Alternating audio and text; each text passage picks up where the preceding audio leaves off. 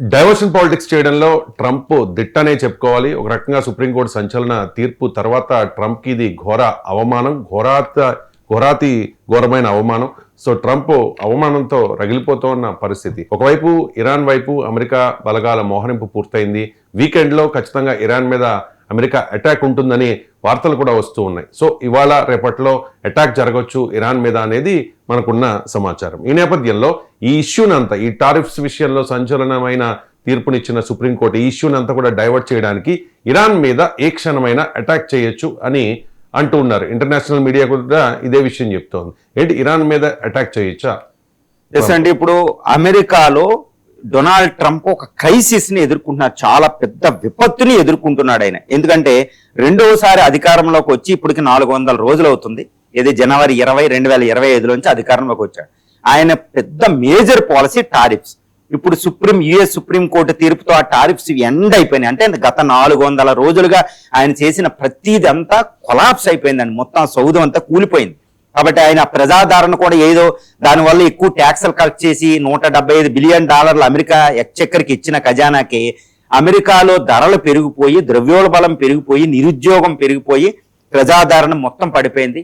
US హిస్టరీలోనే worst president గా ఆయన ప్రజాదరణ 39% తగ్గిపోయింది. ఎవ్వరికీ లేదు గత 85 సంవత్సరాలుగా. కాబట్టి ప్రజాదరణ లేదు.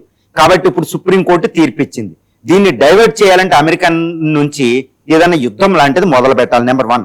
రెండోది, మార్చి 3వ తారీఖున అమెరికాలో మధ్యంతర ఎన్నికలు జరగబోతున్నాయి. యుఎస్ రిప్రజెంటేటివ్ 400 సీట్లు, ఒక 50 సీట్ల దాకా సెనెట్ కి ఎలక్షన్ జరగబోతుంది. సెనెట్ అంటే అప్పర్ హౌస్, మన రాజ్యసభలా ఉంటది. రిప్రజెంటేటివ్ మన లోక్సభలా ఉంటది. ఈ మధ్యంతర ఎన్నికల్లో రిపబ్లికన్స్ ఓడిపోయే అవకాశాలు ఎక్కువ కనిపిస్తున్నాయి. కాబట్టి ఈ మధ్యంతర ఎన్నికల దగ్గరకు వచ్చే సమీపం కూడా దగ్గరకు వస్తుంది. కాబట్టి యుఎస్ ప్రెసిడెంట్ నేను సుప్రీం అని చెప్పడానికి ఏదో ఒకటి మొదలు పెట్టాలి.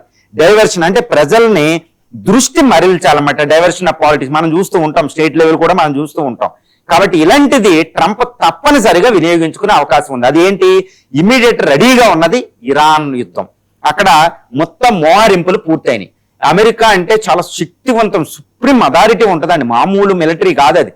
కాబట్టి అక్కడ USS Gerard ఆర్ఫోర్డ్, USS Abraham Lincoln, ఇంకా ఎన్నో ఏజిస్, పెట్రాయిట్, తాల్ లాంటి ఎయిర్ డిఫెన్స్ సిస్టమ్ లో న్యూక్లియర్ ఓహియో క్లాస్ న్యూక్లియర్ సబ్మెరైన్లు అన్ని మోహరించున్నాయి. వందలాది యుద్ధ విమానాలు, 50,000 దాకా అమెరికన్ ఫోర్సెస్ ఉన్నాయి. అది సర్వనాశనం చేయగలదు అంత ఫోర్స్. కాబట్టి యుఎస్ ప్రెసిడెంట్ ఏంటంటే వారం రోజులు ఆగుతాను, 15 రోజులు ఇరాన్కి టైం ఇచ్చాను, ఈసారి చెయ్యకపోవచ్చు. ఈ అమెరికన్ పీపుల్ ని, ప్రపంచాన్ని డైవర్ట్ చేయడానికి అమెరికా సుప్రీం అథారిటీ, నేను సుప్రీం ప్రెసిడెంట్ నేను. ఎందుకంటే అమెరికన్ కాంగ్రెస్ అనుమతి యుద్ధం మొదలెట్టడానికి ఫస్ట్ ఆయనకి అవసరం ఏమి లేదు, తర్వాత అనుమతి తీసుకుంటారు. యుద్ధం మొదలెట్టిన తర్వాత అమెరికన్ కాంగ్రెస్ కూడా ఏమీ చేయలేదు. కాబట్టి ఆయన ఇరాన్ మీద వెంటనే దాడికి ఆయన ఆదేశాలు ఇచ్చే అవకాశం ఉంది. ఎందుకంటే మార్చి 3 ఎలక్షన్ దగ్గరకు వచ్చేసినాయి. ఈ లోపు మొదలు పెట్టాలి క్యాన్వాసింగ్. అదంతా అమెరికన్ మళ్ళీ రిపబ్లికన్స్ వైపు తిప్పే అవకాశం ఉంది. ఎందుకంటే పెట్రోయిట్ దేశభక్తిని ఇన్వోక్ చేస్తాడు. తర్వాత టారిఫ్స్ విషయంలో ప్రజలందరినీ దృష్టి మరించాలి. కాబట్టి ఈ రెండు, ఒకవేళ అమెరికా యుద్ధానికే వెళితే ఇరాన్కి ఎవరైతే సపోర్టులు చేస్తారో ఆ దేశాలన్నీ అమెరికన్ ఎమర్జెన్సీ యాక్ట్ ప్రకారం వాళ్ళు శత్రు దేశాలు అవుతారు. కాబట్టి ఆయనకి ఎక్కువ అధికారాలు సంక్రమిస్తాయి. అమెరికా యుద్ధంలో ఉన్నప్పుడు అమెరికా అధ్యక్షుడికి సర్వాధికారాలు వస్తాయి అనమాట. ఇప్పుడు అమెరికన్ కాంగ్రెస్ సుప్రీంకోర్టు చెప్పినట్టు యుద్ధంలో లేవు కాబట్టి ఎందుకు అంటుంది. అమెరికాని యుద్ధంలో తీసుకెళ్తే ఇరాన్కి ఇండైరెక్ట్ గా సపోర్ట్ చేసే ఈ రష్యా, చైనాలు, ఇక నార్త్ కొరియాలు, తర్వాత ఇంకా ఏమైనా గల్ఫ్ దేశాలు సపోర్ట్ చేస్తే ఆ దేశాలన్నిటిని యుద్ధ దేశాలని ప్రకటిస్తారు.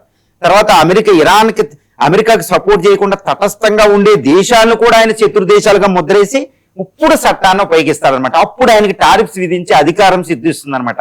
కాబట్టి ట్రంప్ కి అద్భుతమైన వరం ఏంటంటే ఇరాన్ యుద్ధం ప్రారంభించడమే. అన్ని రెడీగా ఉన్నాయి. కాబట్టి ఏ క్షణంలోనైనా ఇంక ఎక్కువ టైం తీసుకోడు. ఎందుకంటే అమెరికన్ సుప్రీంకోర్టు ఇచ్చిన తీర్పు మీద ఎక్కువ చర్చ అమెరికాలో జరగకుండానే వెంటనే ఇరాన్ మీద అటాక్ చేసే అవకాశం ఉంది. కాబట్టి ఏ క్షణంలోనైనా ఇరాన్ మీద అమెరికన్ దళాలు ఒకప్పుడు ఊహించిన దానికంటే భయోత్పాతం క్రియేట్ చేయొచ్చు. అమెరికా దళాలు కదలడం అంటే నేను మాటలతో కూడా చెప్పలేనండి.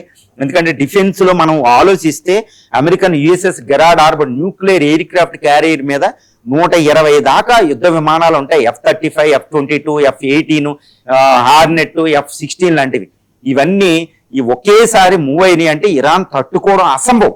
అసలు ఇరాన్ ప్రతిస్పందించే లోపే ఇరాన్ ని అగ్ని గోళం కింద మార్చేస్తాయి అనమాట. అంతటి శక్తి అమెరికాకు ఉంటది. అమెరికా ఒక్కసారి విరుచుకుపడడం మొదలైందంటే అక్కడ రష్యా ఛానల్ ఇండైరెక్ట్ గా కానీ డైరెక్ట్ గా వచ్చే సపోర్ట్ చేసే అవకాశాలు అక్కడ ఉండవు. ఎందుకంటే న్యూక్లియర్ వెపన్స్ ఈ 2 ఎయిర్ క్రాఫ్ట్ క్యారియర్ లో ఉంది, ఓహియో క్లాస్ అక్కడ మోహరించింది. ఇక చైనావి ఇండైరెక్ట్ గా ఇరాన్ ప్రతిస్పందించడానికి వీలు లేకుండా అమెరికా దాడి జరిగే అవకాశం ఉంది. అది అమెరికాకి కొట్టిన కోట అండి.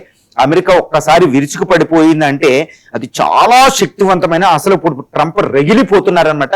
కాబట్టి అన్ని విధాలుగా అంటే యుఎస్ చేతిలో ఉన్న అన్ని ఫోర్స్ ని ఆయన ఉపయోగించి ఇరాన్ మీద దాడి ఉండే అవకాశం ఉంది. అమెరికన్ సెంట్రల్ కమాండ్ రెడీగా ఉంది, అమెరికన్ పసిఫిక్ కమాండ్ కూడా ఇక్కడ రెడీగా ఉంది, అమెరికా యొక్క 2 డజన్ల బేసులు రెడీగా ఉన్నాయి.